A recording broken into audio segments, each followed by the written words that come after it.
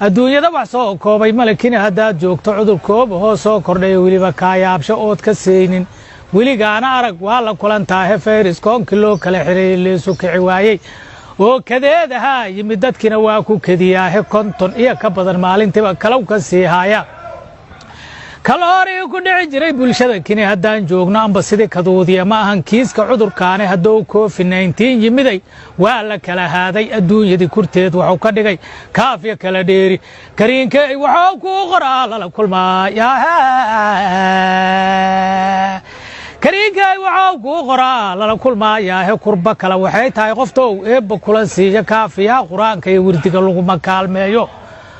wadaadadii kor loo haajiro lagu kalsoonaayo kun dhaqiyo ku taabtiyo dugsigii waa la kala deeyay culumadii kalaan igu tuf iyo kulankii waa diiday kaadiradii waxdaa way jirana loola kici maayo nafta waxay ku kuurkuursatay malaha kaalmaati dowladii wax kayday jiro naga kufroonaayo warshadaha kaniiniga lahay aaba kari waayey uyuu kaa karaan tiil ku jira kaydna uma yaallo kariinkay wuxuu ku qoraa lala kulmaaya kariinkay wuxuu ku qoraa lala kulmaayaahe karoonahaya soomaalidan